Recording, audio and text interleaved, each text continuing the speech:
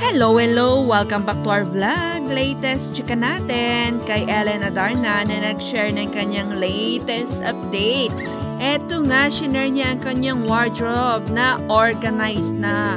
Ayan, so ang dami niyang damit. Yan yung mga hinakot niya sa kanilang bahay ni Derek Ramsey. Ayan, yung mga shoes niya, ang dami. Nilipat na niya sa sarili niyang bahay at eto ang pinaka-the best.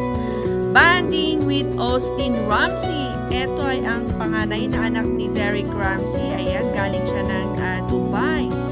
At yeah, ayan.